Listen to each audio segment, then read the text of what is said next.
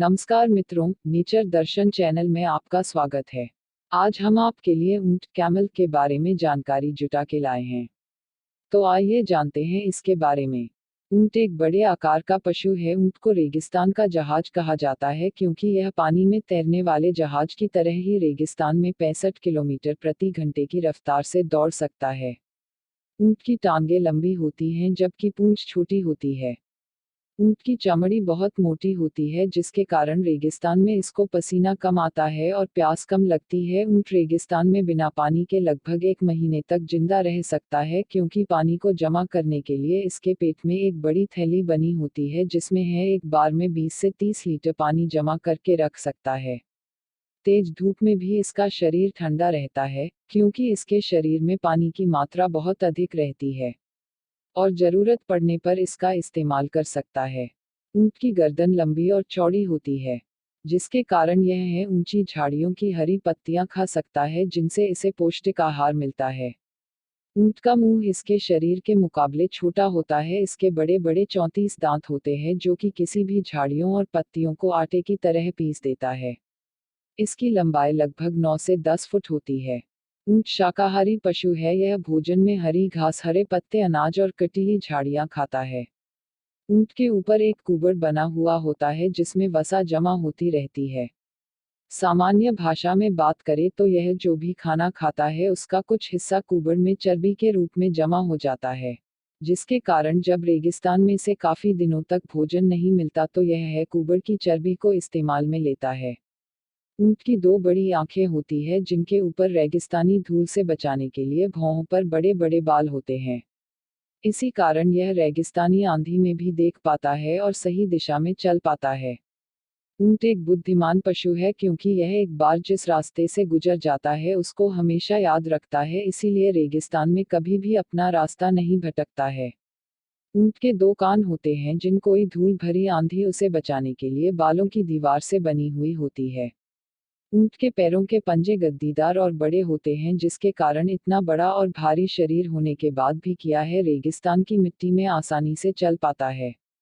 ऊंट का रंग हल्का भूरा और गहरा भूरा होता है। जब भी रेगिस्तान में धूल भरी आंधी चलती है तो ऊंट अपने नथुने बंद कर लेता है जिससे उसकी नाक में मिट्टी नहीं जा पाती है। मादा ऊंट एक दिन में लगभग 5 से 7 लीटर दूध भी देती है, जिसका इस्तेमाल हमारे देश में आइसक्रीम बनाने, दूध से बनी मिठाइयाँ बनाने में और मधुमेह, खाद्य और डेंगू जैसी बीमारियों को ठीक करने में इस्तेमाल में लिया जाता है। ऊंट का दूध बहुत पौष्टिक होता है। इसमें तांबा, विटामिन और मिनरल्स पाए जाते हैं। इसका दूध गाय के दूध से भी पौष्टिक माना जाता है। ऊंट के दूध में ऊर्जा का भंडार होता है जिसके कारण ही यह इतना सहनशील और जानलेवा परिस्थितियों में भी जिंदा रह पाता है। मादा ऊंट साल में एक बार एक या दो बच्चों को ही जन्म देती है। ऊंट के बच्चे के जन्म के समय कुबड़ नहीं होता है, यह 1 या 2 दिन में ही अपने पैरों पर भी खड़ा हो जाता है। हमारे देश भारत में ऊंट को बोझा ढोने वाले जानवर के रूप में उपयोग में लिया जाता है। पुराने जमाने में ऊंट यातायात का साधन भी रहा है और आज भी हमारे राजस्थान के बॉर्डर की रक्षा करने के लिए फौजियों द्वारा ऊंट का उपयोग किया जाता है। हमारे देश के गणतंत्र दिवस पर सैनिकों द्वारा ऊंट पर विभिन्न प्रकार के करतब दिखाए जाते हैं। ऊंट का उपयोग भारत में पुरातन काल से ही कृषि के उपयोग में भी लिया जाता है और आज भी छोटे किसान ऊंट की सहायता से ही अपने खेत की बुवाई करते हैं। यह एक ऐसा जानवर है जो कि अत्यधिक गर्मी और अत्यधिक सर्दी दोनों को आसानी से सह सकता है। इसके शरीर पर अधिक मात्रा में बाल होते हैं जिसके कारण इसे ना तो गर्मी लगती है ना ही सर्दी लगती है। इसके बाल बड़े होने पर काट लिए जाते हैं, फिर इनका उपयोग गर्म कपड़े बनाने में किया जाता है।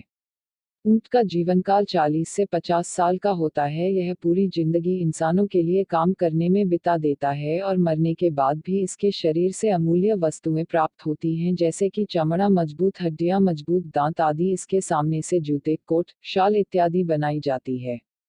ऊंट के गोबर से खाद भी बनाई जाती है और साथ ही ऊंट के गोबर को सुखाकर ईंधन के रूप में भी काम में लिया जाता है। ऊंट को रखने वाले लोग इन पर विभिन्न प्रकार की राजस्थानी कलाकृतियां भी बनवाते हैं जो कि देखने में बहुत ही सुंदर लगती है। साथ ही ऊंट की सुंदरता में भी चार चांद लग जाते हैं। ऊंट का उपयोग विभिन्न पिकनिक स्थलों पर भी किया जाता है। पर्यटकों को इसकी सवारी करवाई जाती है, जिससे ऊंट को व्यापार के रूप में भी उपयोग में लिया जाता है। अगर यह वीडियो आपको पसंद लगी हो तो कृपया इसे लाइक और सब्सक्राइब कर दें। धन्यवाद।